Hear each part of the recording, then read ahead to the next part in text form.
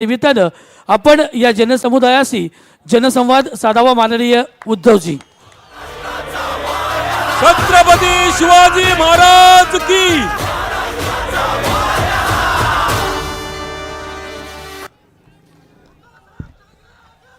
व्यासपीठावरील सर्व मान्यवर आणि जमलेल्या माझ्या तमाम हिंदू बांधवांनो, भगिनींनो आणि मातांनो, अजून निवडणुका जाहीर झालेल्या नाहीत आणि आजची सभा ही निवडणुकीची सभा म्हणून काय लावलेली नाही. हा माझा कुटुंब संवाद आहे. माझ्या कुटुंबाशी मी बोलायला आलेलो आहे आणि मला अभिमान आहे की या आपल्या कुटुंबामध्ये, या परिवारामध्ये रोज नवीन नवीन वेगवेगळ्या विचाराचे लोक हे सामील होत आहेत. तसे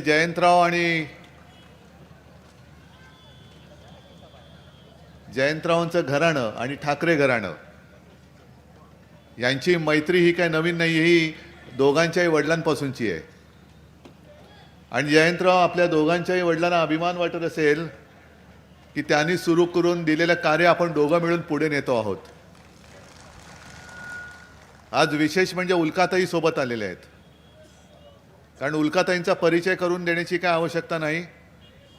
कोणत्याही राजकीय पक्षाच्या वाऱ्याला न उभ्या राहणाऱ्या अशा उल्काताई आहेत. पण आंदोलन असं करतात की तो उल्कापातच असतो. असे अनेक वेगवेगळ्या विचाराची लोक येत आहेत. पण वेगळ्या विचाराची असले तरी आत्ता सध्या आपण एका विचाराने एकत्र आलो आहेत, ते म्हणजे देश वाचवण्यासाठी, लोकशाही वाचवण्यासाठी. कारण आम्ही सुद्धा, म्हणजे आपण सुद्धा भारतीय जनता पक्षासोबत नाही म्हटलं तरी 25-30 वर्ष होतोच. आणि ही गोष्ट कोणी मान्य करेल, करावीच लागेल की भारतीय जनता पक्षाला इकडे मी कुत्रे इमानी असतो म्हणून कुत्र्याचा अपमान नाही करणार, पण कोणताही प्राणी म्हणजे गाढवसुद्धा विचारत नव्हता. तेव्हा आता मला असं वाटतं की आम्ही गाढवपणा केला की या नाकर्त्यांना, नालायकांना खांद्यावरती घेऊन महाराष्ट्र दाखवला. आणि आज त्यांचं काम झाल्यानंतर ते आज आपल्याला संपवायला निघालेत. तसं पाहिलं तर आज माझ्याकडे पक्ष ठेवलेला नाही, चिन्ह ठेवलेलं नाही. माझ्याकडे तर काहीच नाही, तरी देखील एवढी अशी प्रचंड गर्दी जिथे जातोय तिथे होते. आणि रोज भाजपवाल्यांना आणि भाजपच्या भाडोत्री लोकांना उद्धव ठाकरेला शिव्या दिल्याशिवाय झोपच येत नाही. आता मी इथे तुमच्या समोर आहे, अमित शहा तिकडे जळगावमध्ये आले असतील आता. आणि लिहून ठेवा, बाकीच्यांवरती बोलण्यापेक्षा ते उद्धव ठाकरेबद्दल बोलतीलच. कारण नाही म्हटलं तरी उद्धव ठाकरे नुसता उद्धव ठाकरे नाही, उद्धव बाळासाहेब ठाकरे आहे हे त्यांना माहिती आहे. तुम्ही कागदावरती तुमच्या नालायक, तुमच्या सगळ्या ज्या काही एजन्सीज आहेत त्यांना हाताशी धरून शिवसेना चोरण्याचा प्रयत्न जरूर कराल, पण यांच्या हृदयामध्ये जे बाळासाहेब शिवसेना आहे, जे उल्काताईंनी सुद्धा सांगितलं, ती शिवसेना कशी चोरणार. जरूर त्यावेळेला आम्ही यांना पाठिंबा दिला होता. अगदी कालच्या लोकसभा निवडणुकीपर्यंत यांना पाठिंबा दिला होता. कारण एक स्वप्न होतं की देशामध्ये त्यावेळेला काँग्रेस आणि आपली एक राजकीय लढाई होती. काँग्रेसचं सरकार नको आणि आपलं एक हिंदुत्ववादी सरकार पाहिजे, म्हणून 2014 आणि 19ला यांना नक्की आपण पाठिंबा दिला होता. पण आत्ता यांनी जे काही 10 वर्ष त्यांचे रंग दाखवले, ते भगवा सोडून बाकी सगळे रंग दाखवत आहेत. भगवा रंग आणि हिंदुत्व हा यांचा मुखवटा आहे, हे यांचं थोतांड आहे. यांचं हिंदुत्व हे बोगस आहे, यांचं हिंदुत्व हे नकली आहे. आणि भाजप ज्याला हिंदुत्व मानते ते हिंदुत्व मी मानायला तयार नाही. ते आमचं हिंदुत्व नाही. ते हिंदुत्व मला माझ्या आजोबांनी आणि माझ्या वडिलांनी शिकवलेलं नाहीये. एक वाटलं होतं की वेगळा पक्ष आहे, वेगळ्या विचारधारेचा पक्ष आहे. पण काल, म्हणजे अजूनही निवडणुकीची कुठेही घोषणा नाही, पण घाई किती झाले बघा यांना. घाई घाई घाई, सगळ्यांचीच घाई. कारण आता यांना कळलंय आपण किनारा गाठू शकत नाही. मग जेवढे हातपाय आत्ता मारता येतील तेवढे हातपाय, म्हणजे बुडणारा जो असतो ना, तो वेड्यासारखे हातवारे करतो म्हणून बुडतो, भीतीने बुडतो, नाका तोंडात पाणी जातं म्हणून बुडतो. तशी भाजपची अवस्था झाली. म्हणायला ठीक आहे की आम्ही एवढे पार करणार तेवढे पार करणार, पण निवडणुका जाहीर झाल्या नसताना सुद्धा भारतीय जनता पक्षाने काल 195 लोकांची यादी जाहीर केली. चांगली गोष्ट आहे. 195 लोकांची यादी जाहीर केली म्हटल्यानंतर साहजिकच आहे मोदीजींचं नाव असलंच पाहिजे. कारण जसे इकडे देवेंद्र होते मी पुन्हा येईन मी पुन्हा येईन, तसेच मोदी म्हणतात मी पुन्हा येईन मी पुन्हा येईन. इकडे जे झालं तेच तुमचं होणार आहे. बरं, यांना निदान उपमधला पाव तरी मुख्यमंत्रीपद मिळाले. तुमचं काय होईल मला माहिती नाही, पण मोदीजींचं नाव आहे, अमित शहाचं नाव आहे. पण त्या यादीमध्ये नितीन गडकरींचं नाव नाहीये. म्हणजे प्रमोद महाजन, गोपीनाथ मुंडे यांनी शिवसेना भारतीय जनता पक्ष युती व्हावी म्हणून परिश्रम घेतले, हिंदुत्व हिंदुत्व म्हणून शिवसेनेसोबत आले.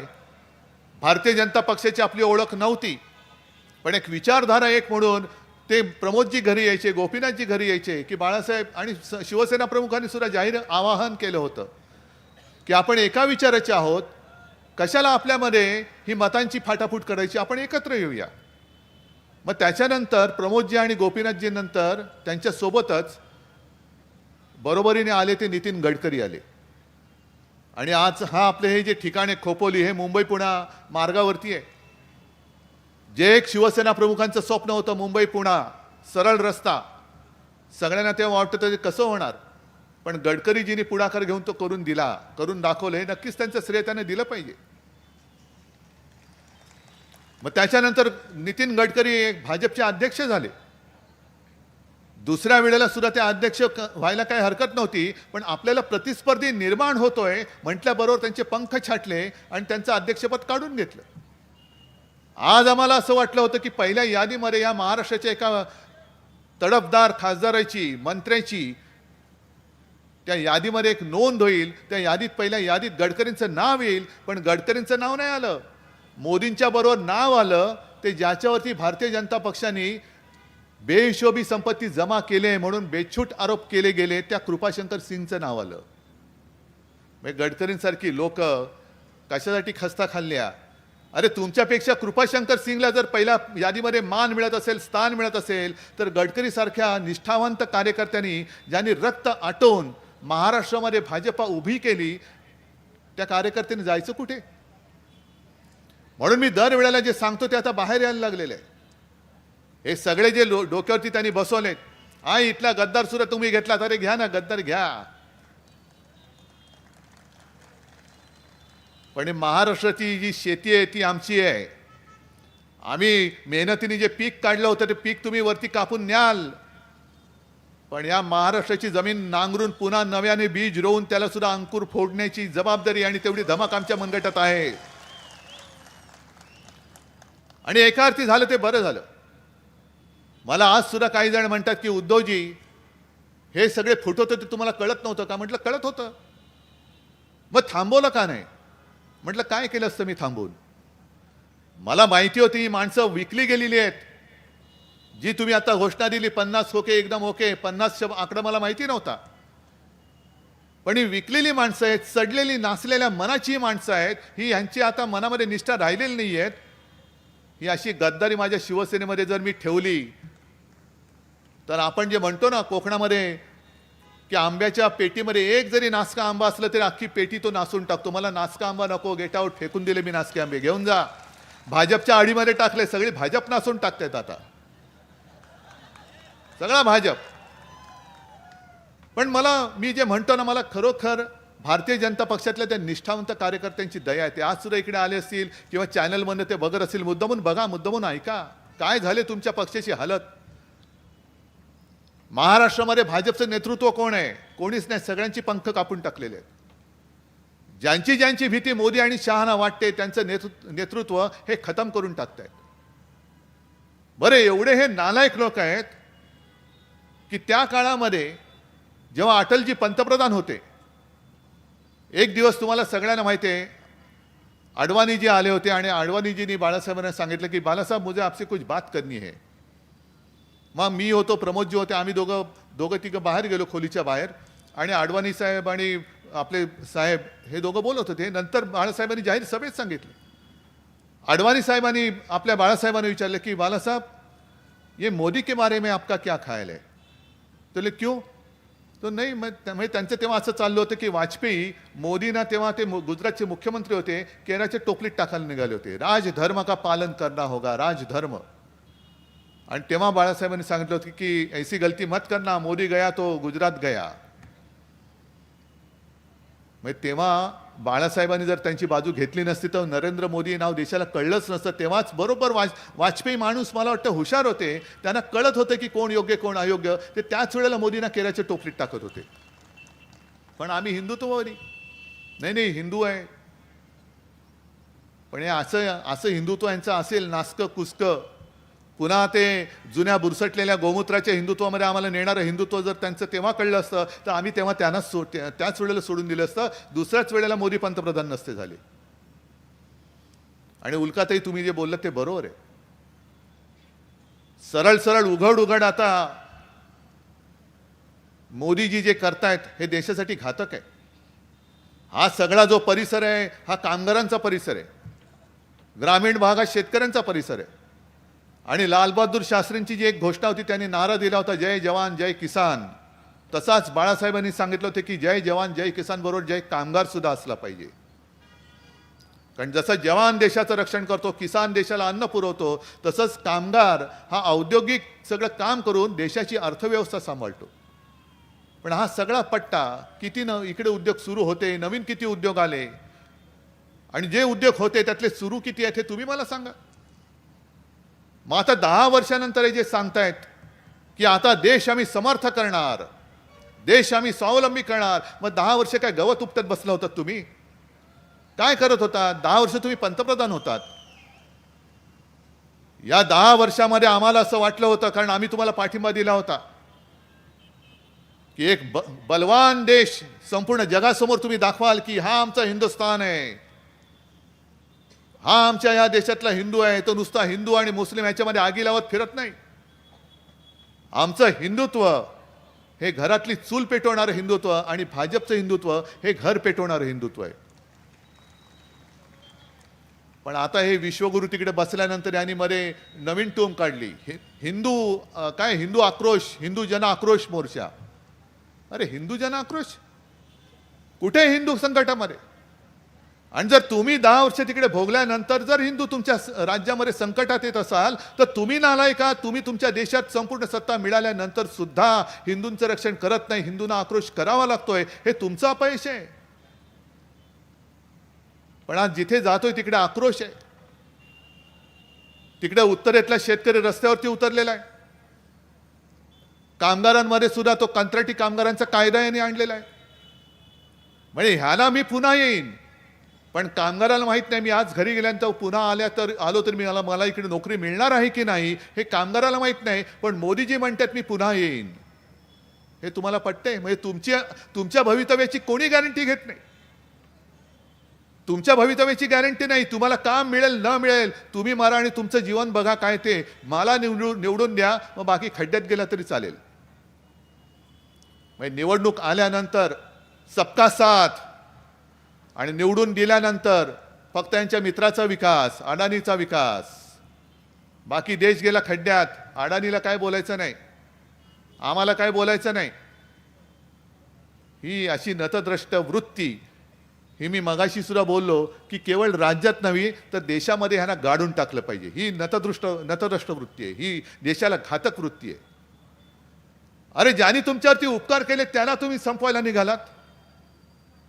काँग्रेस मुक्त भारत नाही करू शकत, कोणी कोणाला मुक्त करू शकत नाही. ही जनता आहे ती ठरवेल काँग्रेस हवी की नको, शिवसेना हवी की नको, उद्धव ठाकरे हवा की नको, ही माझी मायबाप जनता ठरवेल. मोदीजी तुम्ही ठरवू शकत नाही. तुमच्या किती पिढ्या उतरल्या भाजपच्या, किती कुळं उतरली तरी तुम्ही उद्धव ठाकरे संपवू शकत नाही. जोपर्यंत हे माझ्यासोबत आहेत तोपर्यंत कोणी मला काही करू शकणार नाही. आणि मी काय गुन्हा केला? 2.5 वर्ष जे काय मी मुख्यमंत्री होतो, महाविकास आघाडीचं सरकार मी चालवलं. कोणी न मागता मी शेतकऱ्यांची कर्जमुक्ती केली, हा माझा गुन्हा झाला. कोरोनामध्ये मी माझ्या कुटुंबासारखं माझं राज्य सांभाळलं. तुम्ही सुद्धा मी जे सांगत होतो तुम्ही ऐकत होतात. आणि जे मोदींना जमलं नाही ते महाराष्ट्राने करून दाखवलं, हा उद्धव ठाकरेचा गुन्हा आहे. तिकडे चीननी 15 दिवसात ते फील्ड हॉस्पिटल उभारलं होतं. माझ्या महाराष्ट्राने 17 दिवसामध्ये मुंबईमध्ये बीकेसीत फील्ड हॉस्पिटल उभं करून दाखवलं होतं. हा उद्धव ठाकरेचा गुन्हा आहे. पण आपलं सरकार गद्दारी करून पाडलं आणि पाडल्यानंतर पहिला निर्णय काय घेतला असेल ते पहिलं फील्ड हॉस्पिटल उडवून टाकलं आणि बुलेट ट्रेनच्या घशामध्ये तो मुंबईचा जो बीकेसीचा भूभाग आहे तो पहिल्यांदा त्यांच्या घशात घातला. आज सुद्धा इकडे उद्योगधंदे किती काय चालू असतील तुम्हाला सुद्धा तुम्ही कुठे काम करत असाल कोणी विचारायला येत नाही. पण मगाशी जे मी सांगत होतो की मोदीजी एक घातक प्रकार करतायत कळत असेल किंवा नकळत असेल तो म्हणजे गुजरात विरुद्ध संपूर्ण देश अशी ते एक भिंत घालतायत गुजरात आणि आपल्या देशामध्ये. का भिंत बांधताय का तुम्ही हे पाप करताय. गुजरात सुद्धा आमचा आहे. गुजराती माता भगिनी बांधव इकडे जे पिढ्यानपिढ्या राहतात ते आमचे आहेत. आमच्या सोबत ते साखरेमध्ये जसं दुधामध्ये जशी साखर विरघळून जावी तसे ते विरघळून गेलेले आहेत. का तुम्ही हे पाप करतात आमच्यामध्ये हे मतभेद का करतायत. महाराष्ट्रामध्ये जे उद्योगधंदे दिमाखाने चालू होते आणि चालतायत ते तुम्ही गुजरातला घेऊन जाताय. काल परवाची बातमी आहे की जे 3 सेमीकंडक्टरचे उद्योग ह्या देशात येणार होते येत आहेत येणार होते नाही येत आहेत त्यातले 3 पैकी 2 ह्या मोदीजींनी गुजरातमध्ये ते घेऊन गेले. का बाकी महाराष्ट्र नाही आहे उत्तर प्रदेश नाही आहे बिहार नाही आहे छत्तीसगड नाही केरळ नाही कर्नाटका नाही. एक आसामला दिला आणि 2 गुजरातला घेऊन गेले. जवळपास 80,000 ते 1,00,000 लोकांना नोकऱ्या मिळणारे हे उद्योग हे मोदीजी गुजरातला घेऊन गेले. महाराष्ट्राने काय तुमचं घोडं मारले. म्हणजे निवडणुकीमध्ये मी म्हटलं तसं की फक्त सगळ्यांची मतं तुम्हाला पाहिजेत आणि विकास करण्याची वेळ येते तेव्हा तुम्ही तुमच्या मित्रांची विकास करता आणि गुजरातमध्ये सगळं घेऊन जाता. गुजरातला तुम्ही बलवान करा. गुजरात बलवान झालाच पाहिजे. माझ्या देशातली सगळी राज्य ही मजबूत झालीच पाहिजे. म्हणूनच आम्ही तिला भारत माता म्हणतो. म्हणूनच भारत माता म्हणतो की सगळी जी राज्य आहेत ती एकत्र येऊन एक संघ राज्य उभं राहिलेलं आहे. तो देश म्हणजे नुसता भूभाग नाही तर ती आमची माता आहे भारत माता आहे. आणि त्या भारत मातेमध्ये तुम्ही असं जर काही विभाजन करत असाल तर हा कपाळ करंटेपणा करणारे देशाच्या पंतप्रधानपदी शोभू शकत नाहीत बसू शकत नाही आणि त्यांना आपण बसू देता कामा नये. आम्ही सुद्धा तुमचे मतदार होतो. मी होतो का म्हटलं आपण तो उघड आता मैदानात उतरलोय. पण आता गावागावामध्ये जे काही त्यांच्या मोदी रथ येतोय मोदी रथ आला तुमच्या गावात. विदर्भ आणि मराठवाड्यात कोकणात विकणात गेले सरकारी कामा यंत्रणांचा सगळी माहिती देणारा. मग साधे लोक त्यांना अडवतात आणि ते सांगतात की हे काय हे मोदी सरकार आहे की भारत सरकार आहे. देशाचं नाव सुद्धा तुम्ही आता भारत सरकारच्या ऐवजी मोदी सरकार केलं. म्हणजे देश मी माझा कोणता मानू. माझा देश भारत आहे का मोदी आहे. कोणाच्या योजना आहेत कोणाचा पैसा आहे. मोदीजी काय त्यांच्या खिशातल्या पैशातून विकास करतात त्यांच्या खिशातल्या पैशातून योजना आणतायत. पण ते सगळे अधिकारी असतात किंवा ते कर्मचारी असतात त्यांचं काय त्यांना पगार मिळतो भाडं मिळतं. ते म्हणतात नाही नाही बरोबर आहे तुमचं. मग लोक सांगतात निघून जा पहिले इकडनं तुम्ही. मी जो करदाता आहे त्या करदात्याच्या पैशातून सरकारी योजना होत आहेत. या भारत सरकारच्या योजना आहेत. मोदी सरकार ह्या देशामध्ये अस्तित्वात नाही नव्हतं आणि असणार सुद्धा नाही. काही संज्ञाच नाहीये भारत सरकार आहे. आणि भारतीय जनता पक्षाकडे सुद्धा पैसा मजबूत आहे. मी मगाच्या सभेत सुद्धा सांगितलं जे सांगतायत ना की काँग्रेसने देशाला लुटलं 70 वर्षात देशाला लुटलं. गेल्या 8-15 दिवसापूर्वी जो एक बातमी आली त्याच्यामध्ये तो एक आराखडा आला होता लेखाजोखा आला होता. त्याच्यामध्ये भाजपच्या खात्यात किती पैसे आहेत निवडणुकांचे किती 7,000 कोटी आणि काँग्रेसच्या किती आहेत 700 कोटी. मग देश कोणी लुटला भाजप का काँग्रेस. 10 वर्षामध्ये म्हणजे मोदीजी जे सांगते ते खरं एक गोष्ट ते खरी बोलले बाकी सगळे झूट आहेत. की काँग्रेसने जे 60-65 वर्षात केलं नाही ते आम्ही करून दाखवलं. बरोबर आहे तुम्ही देश लुटून दाखवलेला आहात. काँग्रेस अजून 1000 कोटीच्या पुढे नाही गेली. 75 वर्ष 60 वर्ष 70 वर्ष सत्ता भोगून तुम्ही जेमतेम 10 वर्ष नाही भोगली तर तुमचा पक्ष हा 7,000-8,000 कोटीच्या पुढे गेला. मग किती स्पीड आहे बघा तुमचा. काय तुमची प्रगती आहे. देशाची प्रगती गेली खड्ड्यात. भाजपची प्रगती झाली पाहिजे आणि ती करून दाखवले 7,000-8,000 कोटी. अरे देश तुम्ही लुटताय आणि बोटं आमच्यावरती दाखवते. आता सुद्धा मी बसलो, शिरीष घरतनी मला सांगितलं त्यांच्यावरती आता नोटीस आले घर जप्तीची. मग अशा आमचं सरकार आल्यानंतर आम्ही तुमचं काय काय जप्त करतो ते बघा. नाही सुटणार नाही आणि सोडणार नाही. तुम्ही जर आमच्या कार्यकर्त्यांना शिवसेनेचा भगवा सोडत नाही म्हणून जर सुडाने वागत असाल तर उद्या हा जनता जनार्दन आम्हाला निवडून दिल्यानंतर आजचा तुमचा जो सूड आहे त्याच्यावरती उद्या आम्ही आसूड ओढल्याशिवाय राहणार नाही. एवढं लक्षात ठेवा. सगळ्यांना शेपट्या धरून तुरुंगात टाकल्याशिवाय राहणार नाही आम्ही. शिरीष घरच्या घरावरती जप्ती. तिकडे गेल्या महिन्यात गेलो तो राजन साळवी त्यांच्या घरामध्ये घुसले. ते UOW का काय LBW वाले काय ACB वाले काय असतील देव जाणे. आणि प्रत्येकाचं मोजमाप. मग तुमच्या घरामध्ये काय दिवा आहे ह्याची किंमत किती, हां हे स्टूल आहे ह्याची किंमत किती, मग हे पलंग आहे त्याची किंमत किती. मी राजनला म्हटलेलं टॉयलेटमध्ये नेलं होतं की नाही रे. नाही त्याची सुद्धा किंमत त्याला आता नाही कळणार. आमचं सरकार आल्यानंतर कळेल टॉयलेटची किंमत काय असते. बसवतो बरोबर एकेकाला. पण संताप आणणारी गोष्ट की ह्या किमती काढण्याच्या भानगडीमध्ये त्यांनी शिवसेना प्रमुखांची जी खुर्ची तिकडे राजन साळवीने आपल्या घरी ठेवलेली ज्याच्यावरती शिवसेना प्रमुख बसत होते त्या खुर्चीची किंमत त्या बिंडोक अधिकाऱ्यांनी केली. अहो मोदीजी, त्या खुर्चीत बसणाऱ्या माणसाने तुमची पाठराखण केली नसती तर तुम्हाला ती खुर्ची दिसली नसती. आणि तुमचे हे नालायक लोक त्या खुर्चीत बसलेल्या माणसाची मान न ठेवता त्या खुर्चीची किंमत करताय. तुमच्या अकलेची किंमत आम्हाला कळली. महाराजांच्या पुतळ्याची किंमत हे लावणार. तो नुसता पुतळा मातीचा नाहीये.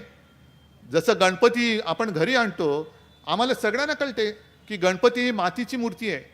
त्या किंमत त्या मातीची नसते त्या मूर्तीची असते. त्याच्यामध्ये जे काही जो जीव असतो जे काही तेज असतं म्हणून आपण त्याची आरती करतो पूजा करतो. तसेच आमचे छत्रपती शिवाजी महाराज जे दैवत आहे त्यांच्या पुतळ्याची किंमत करताय. नालायकांनो, तुम्हाला काय तुमची किंमत आहे, काय तुमची अवकात आहे. आणि आता तर एक सपाटा लावलेला आहे. नामांतर सगळी करायची, सगळ्यांची नावं बदलायची आणि गॅरंटी द्यायची. गॅरंटी कसली, तुम्ही किती पैसे खा किती घोटाळे करा पण जर पलीकडच्या पक्षात राहून तिकडे निष्ठेने राहणार असाल तर तुम्हाला तुरुंगात टाकू. पण 70,000 कोटीचा जरी घोटाळा केला आणि आमच्या पक्षात आलात तर तुम्हाला उपमुख्यमंत्री करू आणि महत्वाचं पद देऊ. आपका बाल भी बाका नहीं होगा, ये मोदी गॅरंटी आहे. म्हणून कृपाशंकर तिकडे गेलेत. बेहिशोबी संपत्तीचे आरोप याच भाजपवाल्यांनी केले होते. पण टोणकन उडी मारून तिकडे गेल्यानंतर मोदीजींच्या बरोबरीने या भ्रष्टाचाराचं नाव पहिल्या यादीमध्ये येतं. ही मोदी गॅरंटी आहे, ही मोदी गॅरंटी. बाकी तुमचं तिकडे शेतकरी तिकडे बसलेत. त्यांना 1-1.5 वर्षापूर्वी वचन दिलं होतं शेतमालाला आम्ही हमीभाव देऊ. कुठे दिला भाव. म्हणजे गद्दारांना 50 खोके देत आहे पण शेतकऱ्याला हमी भाव देत नाहीये. हे सरकार तुम्हाला परत पाहिजे. मी भाजपाचं जे बोलत होतो की काय तुमचे दिवस आलेत. तिकडे ओरिसामध्ये एका व्यक्तीला भाजपनी दुसऱ्या पक्षात होता म्हणजे BJD कुठलं बिजू जनता हे ना रे बिजू पटनायक म्हणजे नवीन पटनायकांच्या पक्षातला त्याला त्या पटनायकांनी काढून टाकला होता. प्रशांत कुमार जगदेव का काहीतरी त्याचं नाव आहे. आणि काढून का टाकला होता की गेल्या 1.5 वर्षापूर्वी या जगदेवाने भाजपच्या कार्यकर्त्यांच्या अंगावरती गाडी घुसवली होती. अनेक कार्यकर्ते जखमी झाले होते आणि एक पोलीस अधिकारी जखमी झाला होता. म्हणून त्या नवीन पटनायकने त्याला काढून टाकलं होतं की गेट आउट, तू असा माणूस नाही पाहिजेस. त्या भाजपाचे कार्यकर्ते असतील पण जिवंत लोक होती, जिवंत लोक आहेत, त्यांच्या अंगावरती तू गाडी घालतोस. पण भाजपच्या कार्यकर्त्यांच्या अंगावर गाडी घालणारा माणूस काल परवाकडे वाजत गाजत भाजपामध्ये घेतला. कुठे भाजपचे कार्यकर्ते मेले तरी चालतील पण मी पंतप्रधान झालो पाहिजे.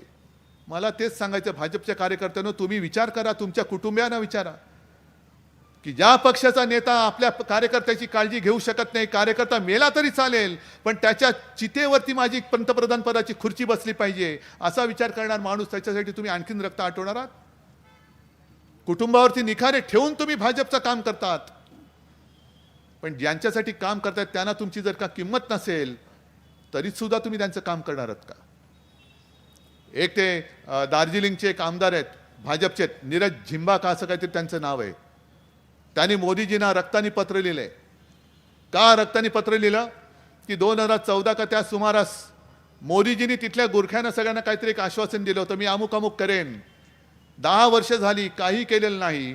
शेवटी त्या नीरज झिंबानी त्यानं पत्र लिहिलं, रक्तानी पत्र लिहिलं की मोदीजी तुम्ही आम्हाला आश्वासन दिलं होतं म्हणून आम्ही तुमच्यासोबत आलो, म्हणून लोकांनी तुम्हाला मतं दिली. आता काय तोंडाने मी लोकांसमोर जाऊ सांगा तुम्ही मला. म्हणजे काही कोणाची काही किंमत ठेवायची नाही आहे, कोणाला काय आपण सांगतोय तरी नाही, पण फक्त भ्रष्टाचार करा आणि भाजपात या, कुछ नाही होगा, ही मोदी गॅरंटी आहे. आणि म्हणून मला आता तुम्हाला एकच प्रश्न विचारायचा आहे की लढाई मी लढतोय, तुम्ही सगळेजण सोबत आहात. उल्काताई तुम्ही आलात, जयंतराव तुम्ही आहात, सगळे अख्खी इंडिया आघाडी सोबत आहे. ही लढाई उद्धव ठाकरेसाठी लढत नाहीये. ही लढाई मी तुमच्यासाठी लढतोय, तुमच्या मुलाबाळांसाठी लढतोय. आज तर आपलं नशीब आहे की आपल्याला स्वातंत्र्य मिळवण्यासाठी संग्राम करावा लागला नाही. त्यावेळेला याच परिसरातले भाई कोतवाल होते, असे कितीतरी लोक, वासुदेव बळवंत फडके होते, असे कितीतरी लोक ज्यांनी आपलं बलिदान दिलं म्हणून हे स्वातंत्र्य आपल्याला मिळालंय. आणि हे स्वातंत्र्य आपण उपभोगू शकतो. ते तर फाशी गेले, त्यांनी तर गोळ्या खाल्ल्या. मग त्यांनी जीव देऊन बलिदान करून दिलेलं स्वातंत्र्य आपण टिकवू शकत नसू तर आपण, मला असं वाटतं त्यांनी बलिदान केलं पण आपण जीव दिलेला बरा. एवढे जर का आपण अगदी नाकर्त्याचे जगणं जगणार असू तर मला वाटतं आपण न जगलेलं बरं. आणि म्हणून मी तुम्हाला विचारतोय की पुढची निवडणूक ही काही देशातली पहिली निवडणूक नाही, पण परत जर का भाजप आली तर देशातली शेवटची निवडणूक ठरेल. आणि तुमच्या सगळ्या पिढ्या तुम्ही ठरवायचे की लोकशाहीमध्ये जगायला पाहिजेत का हुकुमशाहीमध्ये, हे तुम्ही ठरवायचं आणि तुम्ही द्याल तो निर्णय मला मान्य आहे. तुम्हाला वाटतं की तुमच्या पिढ्या या हुकुमशाहीच्या अंगठ्याखाली जगल्या पाहिजेत, लाचारीने जगल्या पाहिजेत? आणि ते जर का नसेल तर मगाशी संजय राऊत तुम्ही जे सांगितलं, मी काल एक नारा दिला, भाजप नारा देतो तसा मी एक नारा दिला की अब की बार भाजपा तडीपार. करणार तुम्ही? अब की बार जोरात, अब की बार. मी तडीपारीची नोटीस भाजपला दिले, त्याच्यावरती शिक्कामोर्तब तुम्ही करायचंय.